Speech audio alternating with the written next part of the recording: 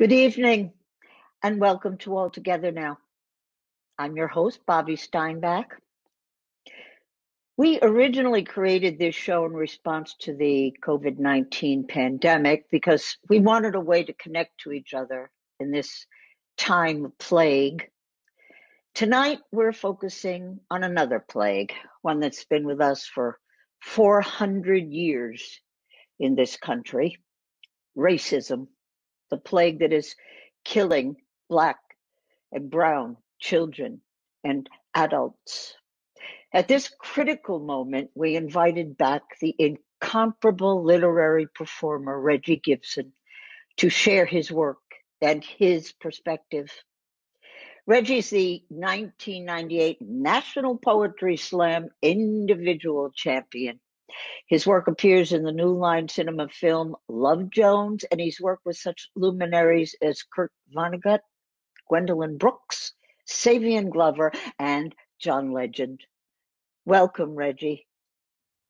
Thank you, Bobby. Thank you for having me back. This is a very important show, and I appreciate you guys giving this a platform with which to be spoken about. Thank you so much. Thank you, Regie. Regie, this is really an awful time. I just want to ask how you're doing. Thank you for that. I go back and forth. I swing between being hopeful and being outraged. And James Baldwin speaks about American Blacks living in a state of controlled outrage. And I go between, how do I live with this? How do I live beyond this? How do I speak to my children? How do I still try to be, a resource for other people who've also called me to talk about this and sort of lay how they're feeling about it on me. And so I go back and forth and back and forth. But thank you. Thank you for asking. I would like you to just talk a little bit about the piece you're going to share with us tonight, Regie. Sure. It's called From Old Heads to Young Bloods, Advice from Black Men to Those Who Will Be.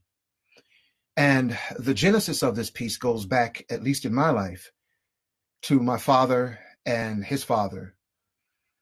And African-American men in particular, we have to have a conversation with our young boys. And it is colloquially, sort of popularly known as the talk. The talk is about our advice being handed down to them about how to survive in hostile territory when your skin makes you an enemy combatant.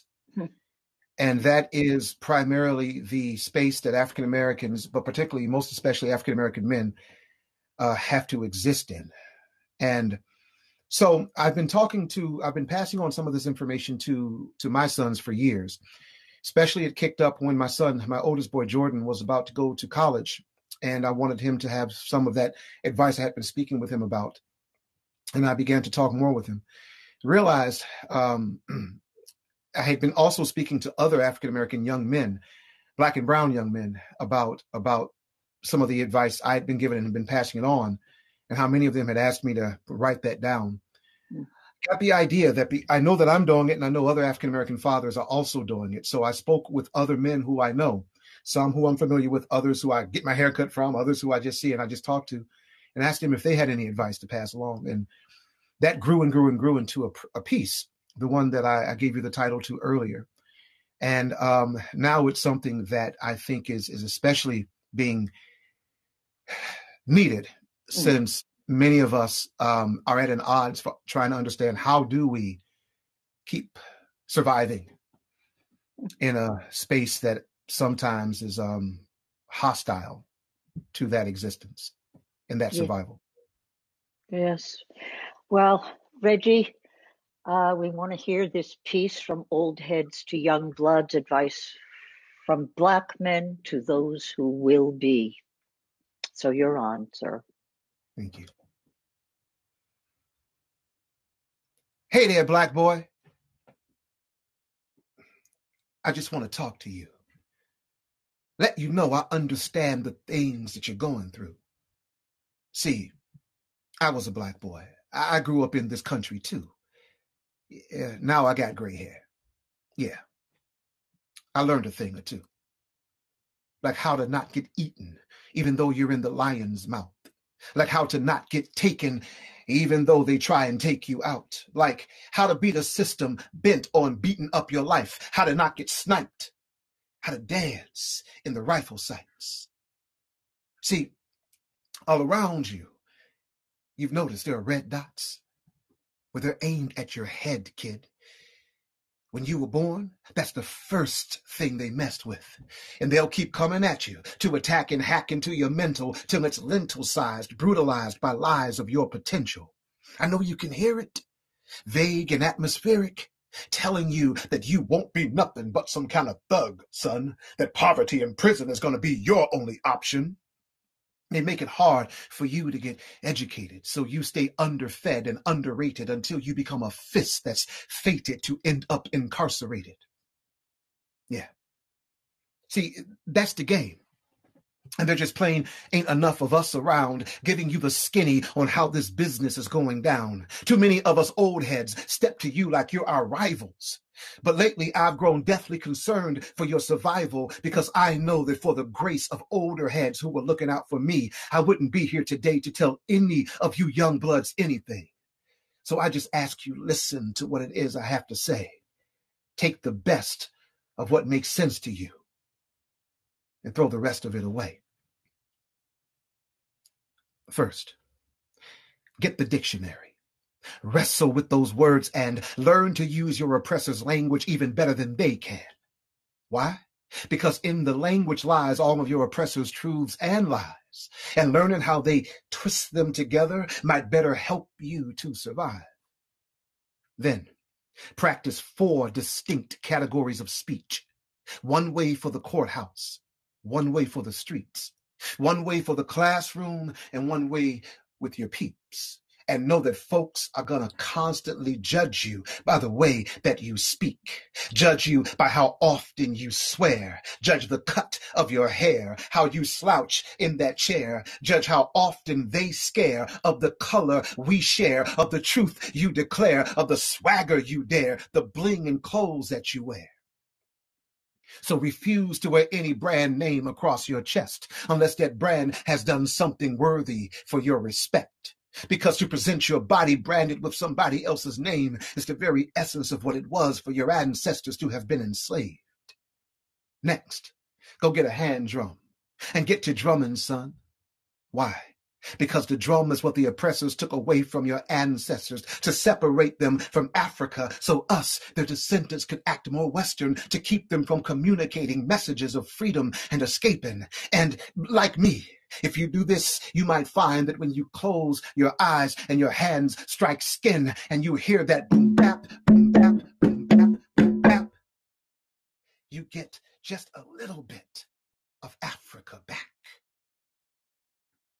You need to know that the reality of being a man who is black means that 4 of your heads bobbing inside of one car will eventually equal 1 guaranteed pullover by 2 racist cops, especially when you've got 1 hip-hop album on blast. Yes, this is racist mathematics, but you need to learn this math. And when you do get pulled over, and you will, keep both of your hands visible.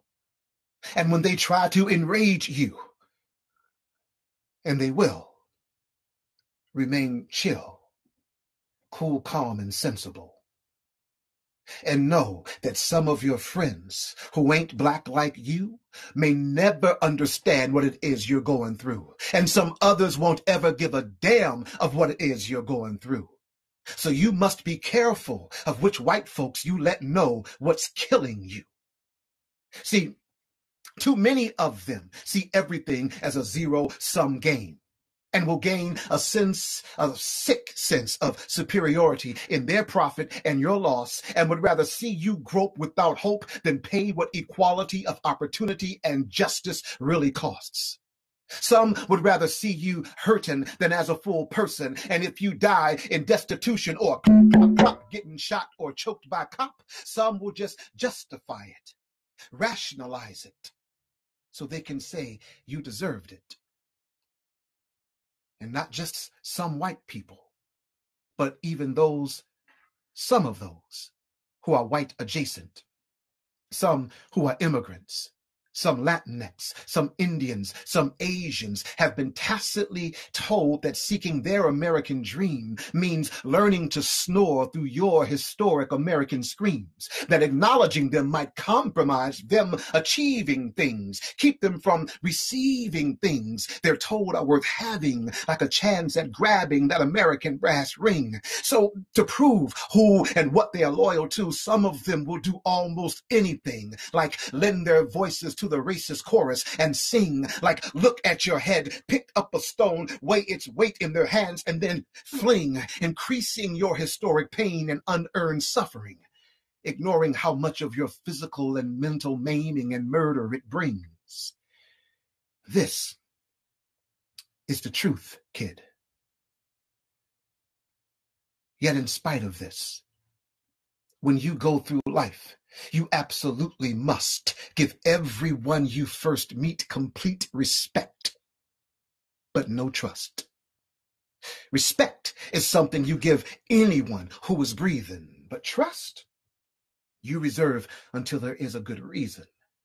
And if you find there isn't one, leave them alone, son. Never be afraid to remain on your own, son. And no matter how much pressure this world puts on, son, remember there is something to that cliche about how pressure creates diamonds. And though you got your flaws, you keep shining. Dig deep down for your gifts. Challenge yourself and others, and you'll find them. And in whatever you do, strive to represent excellence. For while this world plows a path that allows for the worst of white males to become president, it makes absolutely no place for mediocre black men. And sometimes you're going to flail and you're going to feel like crying. Sometimes you're going to fail and want to lay down and begin dying. And when that happens, remember Langston Hughes' poem about what the mother said to her son, that life ain't been no crystal stair, but you got to keep on climbing. You fight back twice as hard, duck and dodge, keep up your guard, keep a lifted voice and a lifted vision and a compassionate heart. Take every opportunity to learn, to listen, to study, to grow, not just book smart, but heart and life wise. Black boy, rise, rise and sing in the dead of night. Take those broken wings you've been bequeathed and learn to take flight. Take those tear-sunken eyes of yours and learn to see. Know how much was given for you to be free. Know that you are the result of your ancestors sacrificing and bleeding. Though you will never know their faces, know that you are what they prayed for. You are the answer to their pleading. So keep growing, keep learning, keep your mind hurting, keep your fire burning, keep believing. You want to beat the game, black boy. Keep breathing. Keep breathing. Keep breathing.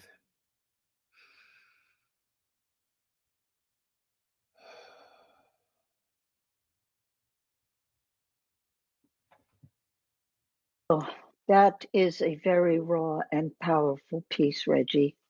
Thank you for that. Thank you for listening. Oh, yeah. When we rehearsed, you told me that there was a time when you were only going to share this piece with Black men. Yeah. Why did you decide to share it with me and our audience tonight? Well,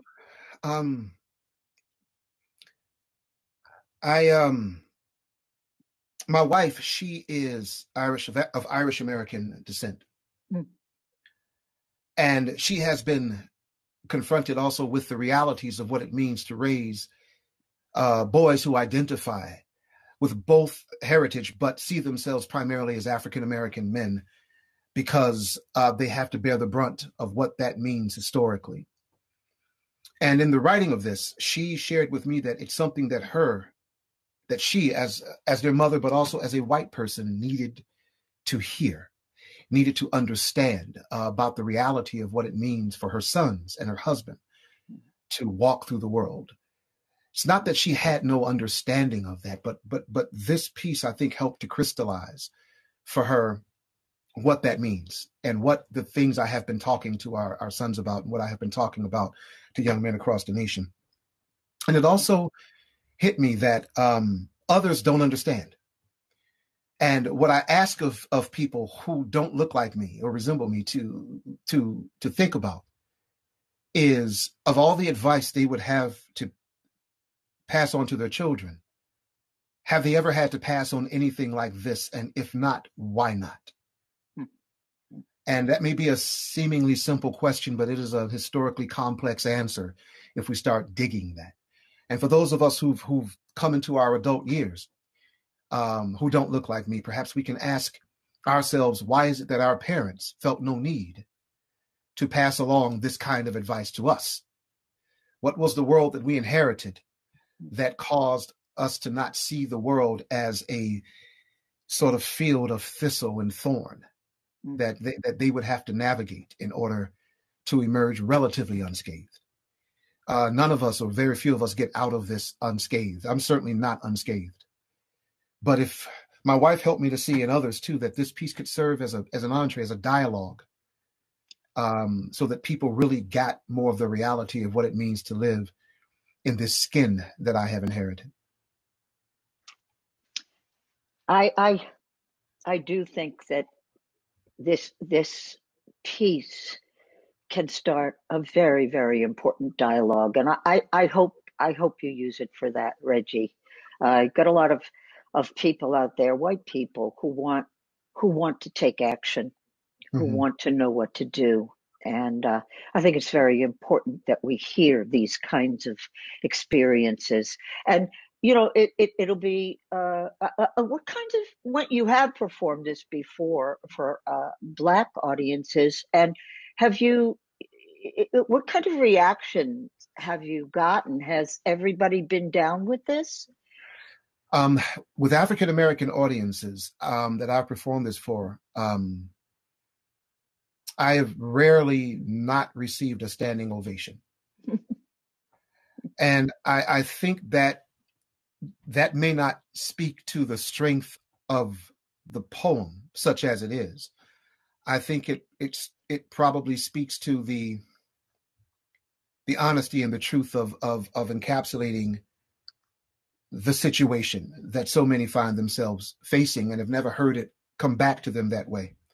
I think that, yes, the piece is primarily what I've been told and what I've been taught through my life, and also what I've told my sons, but it is replete with contributions from Black men around the country who I've spoken to. And so it's not really a piece that belongs to me. Right? And I think that because of that, others see themselves reflected in it. Perhaps something their father said is reflected in that, but it seems to reflect their experiences enough. And I think that's what happens. I guess one could say that I crowdsourced this. And because it was crowdsourced and it was wicked and added to through my travelings in my speaking, it has a broader reach than what I might be able myself to give it. Wow. Thank you, Regie. You also have brought us a video postcard from the band Atlas Soul. Yes. Talk a little bit about that piece. Atlas Soul. It is everything that I love in music and in a band. It is genuine brother and sisterhood, even when we argue creatively. Our tagline is world music for world peace. And we believe that we can reach both the head, the heart, and the behind, right? To help people get out there on the dance floor and have a good time, just enjoying what it means to be a human being, the good, the bad, and the damned ugly. We hope to start dialogue, and we've seen that we have through what people who contact us after almost every show that we have explaining what they've done, what they felt from what we've given. And we've created, we've coined a phrase for our music. We call it global funk, because we're pulling many different influences. The basis of the music is North African, primarily Moroccan from the Gnawa, but we add American rock, blues, funk, hip hop, jazz to it to give this sort of worldwide mestizo mix to it. I'm primarily the lyrics writer, and Jacques Pardo, who is the person who began the band, he primarily does all of the arrangements of the work we have. He composes most of the music, but he does any of the arrangements that we have. And when I say it's a genuine brother and sisterhood, I mean, we work with a bunch of different artists, and many of us come from many different backgrounds. For instance, Jacques Pardo, he's Jewish, he was born in France, grew up in Israel. His father was a Greek Jew. His mother was an Algerian Jew. So he grew up speaking Arabic and Greek and English and French and Hebrew. And then we have Pericles Bakalos on guitar, whose family, to get more Greek than that, you'd have to be named Baklava. We have another gentleman, Zeke Martin, who's also Jewish, who plays the drums. And we bring in people. We work with a young woman named Buju, who's from Turkey, and we work with people from Morocco. We bring in all kinds of influences because we want what we say to be also represented in what people see. And we want to work with so many different artists so we can bring all of that together, so that we can try to give people music that uplifts, but lets them also see that we can live in brother and sister and otherhood in this world. And if we can't find, I would say, sort of that space to inhabit in the world, we can at least find that space to inhabit through art and through music. Indeed. Well, I would like to roll that video. Assume the position. Yes, thank you.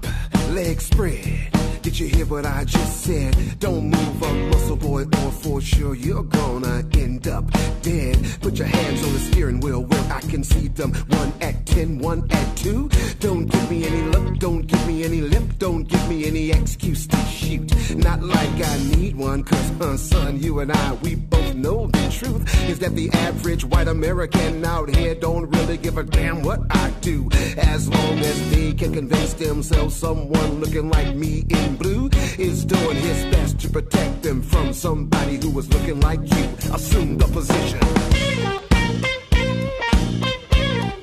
Assume the position. Assume the position. Assume the position.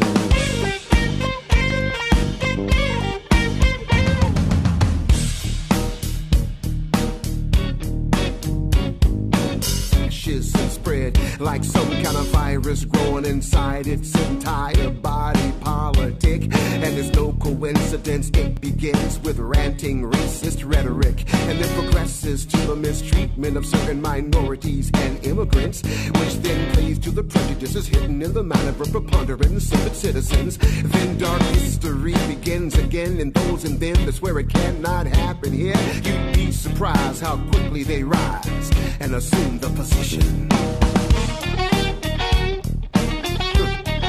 Assume the position. All throughout history, they assume the position.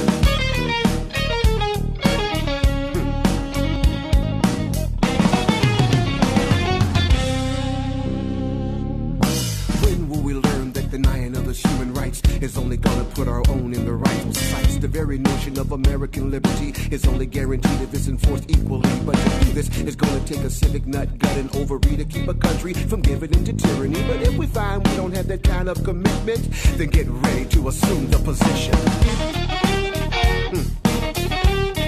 Assume the position. You heard what I said. Now assume the position.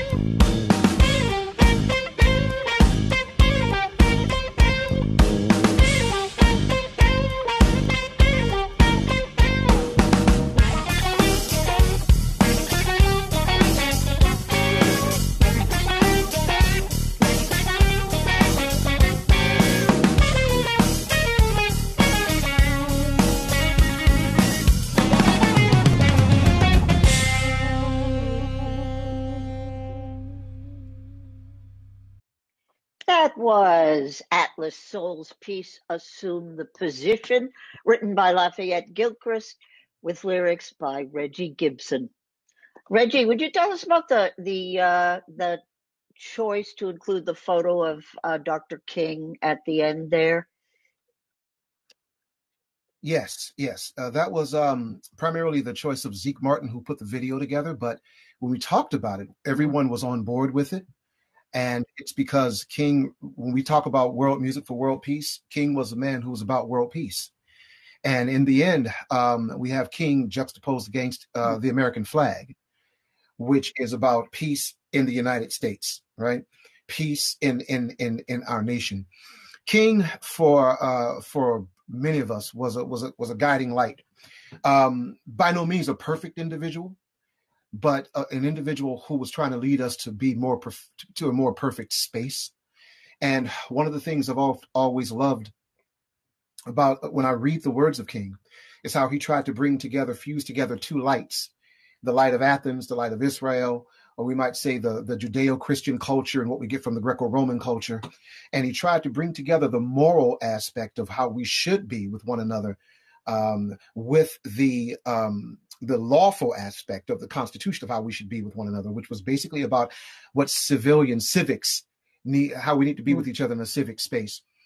The thing about King is, as I often said, he came with the Constitution in one hand and the Bible in another. So he wanted to have a moral underpinning for what the laws were, but he also wanted to have a legal framework for our morals.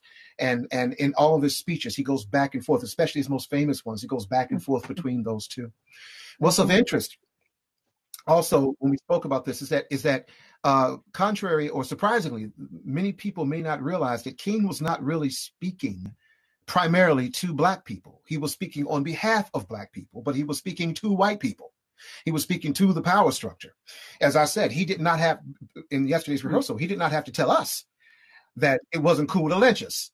We got that memo. He did not have to tell us that it was not right that, the Negro in the South could not vote and the Negro in the North felt he had nothing for which to vote. We understood that as a reality.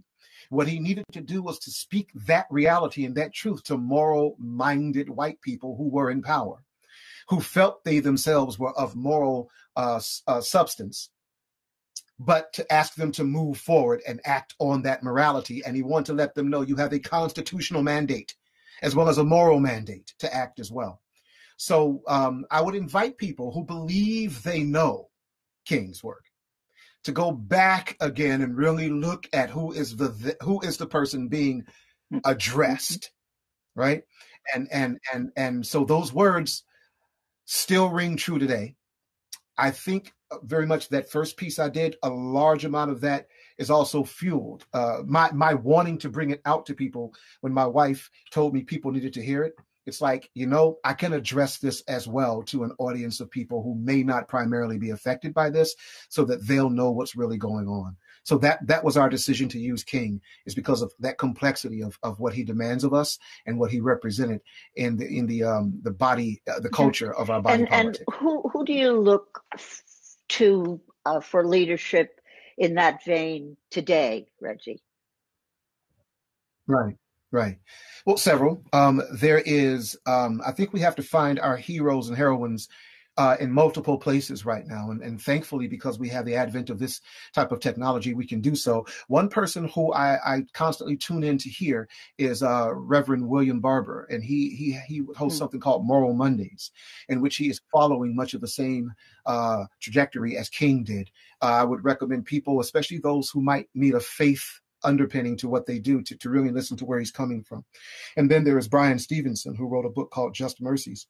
And he goes around the country talking about what it means to have a justice system that works for everyone. And what Brian Williams, what I respond to, and what it is that he says to people who want to work for him, and also people who want to work with him, is that you have to have a belief that things can change, even though everything shows you that may not be possible. You need to believe that there are things that can happen that we have not yet seen happen. And that is the idea of having faith. That I think King told us that faith is taking that first step when you cannot see the entire staircase, right? And so we need to trust that the staircase is there.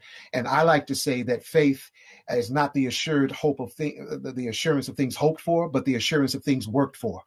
We need to trust that if we put the sweat and the time and our intelligence and our heart and our soul into this, that what is better about humanity can bring itself into fruition. I mean, we have in many ways morally evolved.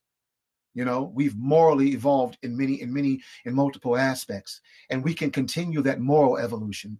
And I think we should continue that moral evolution. And indeed it has become, as of late, as we can see this, imperative that we continue a moral evolution. Yes. Well,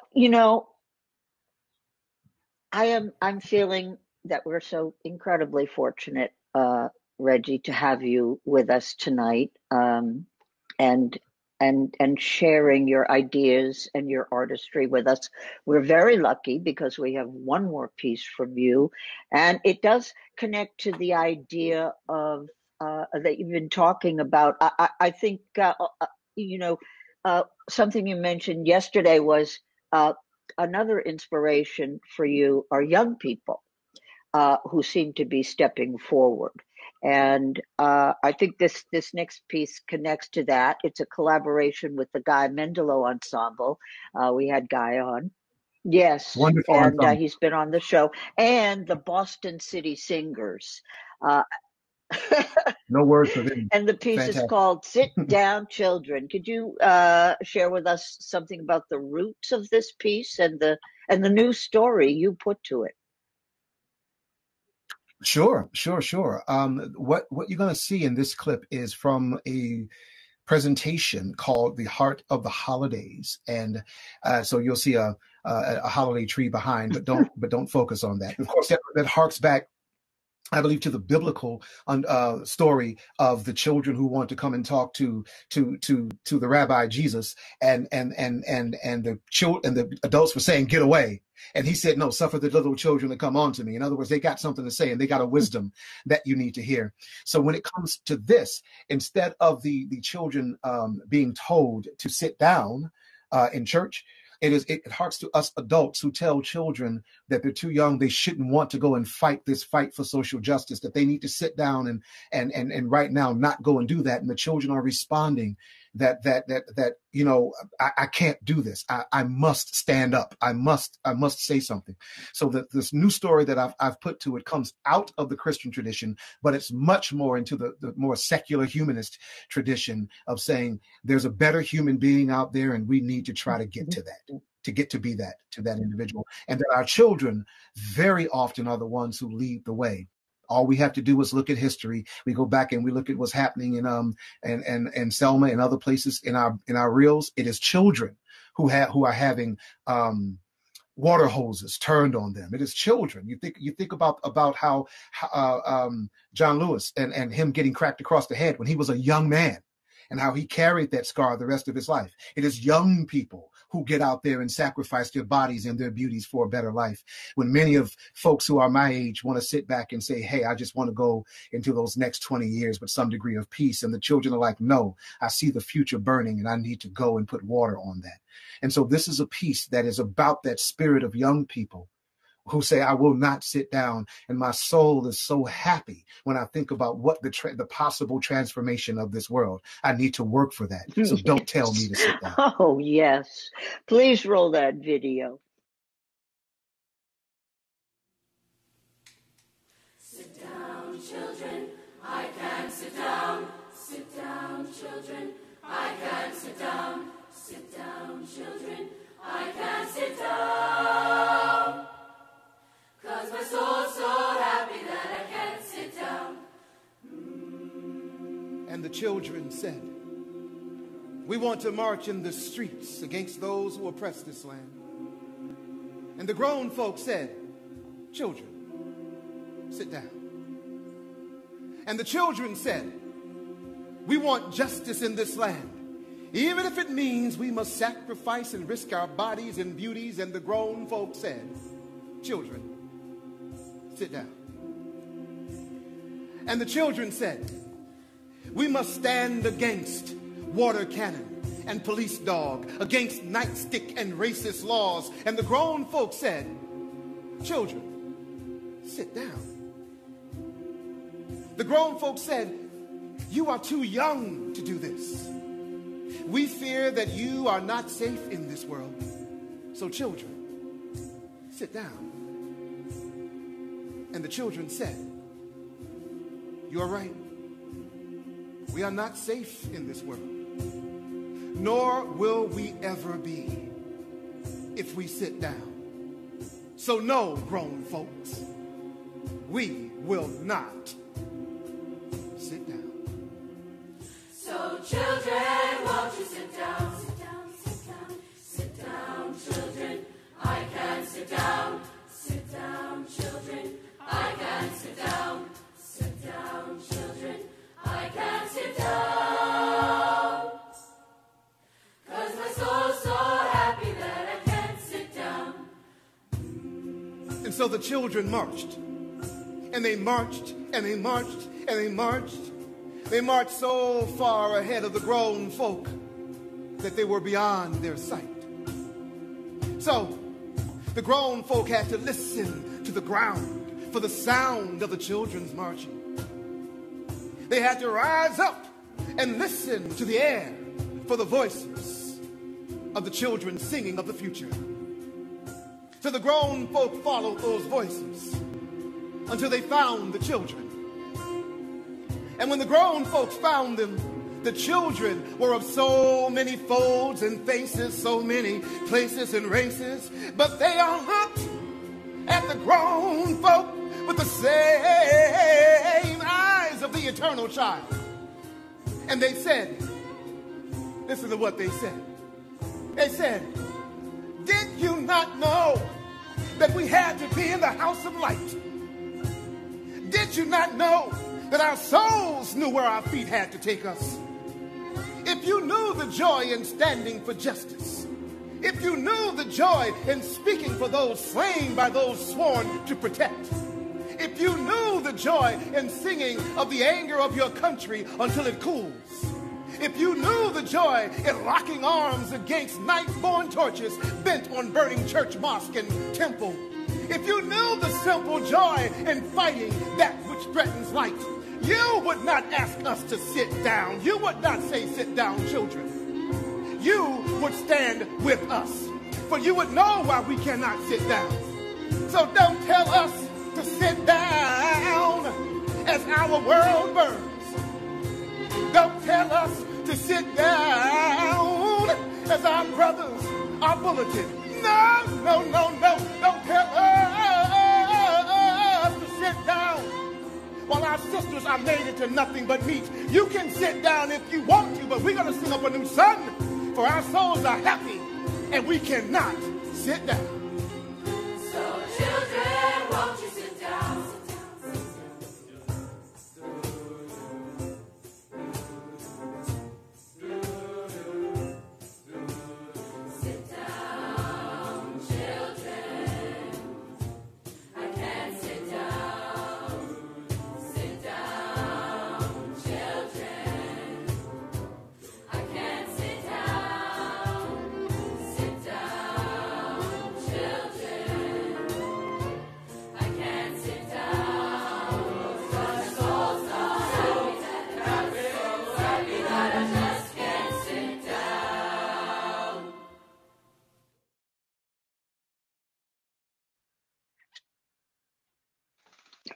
That was Sit Down Children, Reggie Gibson in collaboration with the Guy Mendelo Ensemble and the Boston City Singers.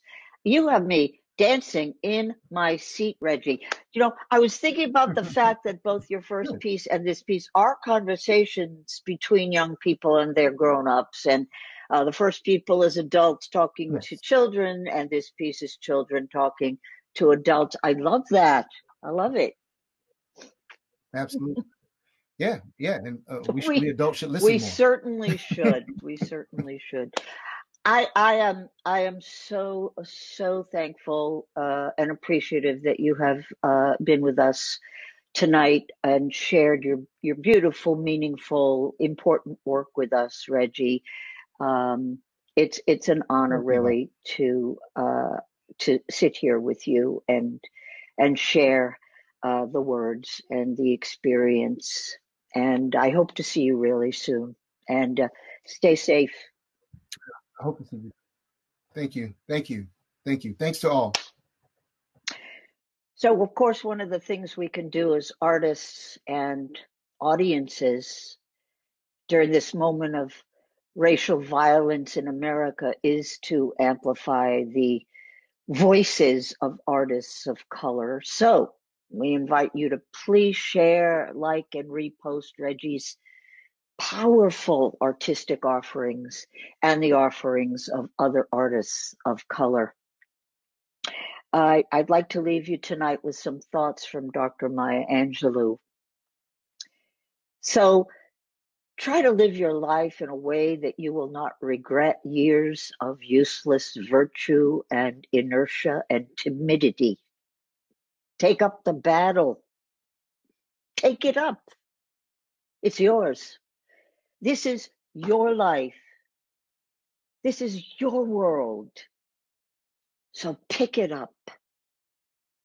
Pick up the battle and make it a better world. Just where you are. Yes. And it can be better. And it must be better. But it is up to us. We'll see you back here next Thursday. Until then, keep a song in your heart and hold a good thought. We remember Ahmed Arbery, Breonna Taylor, George Floyd, Tony McDade, and the many, many other human beings of color who have been victims of race-based police violence. Black lives matter. They matter. Thanks for being with us tonight. Until next time.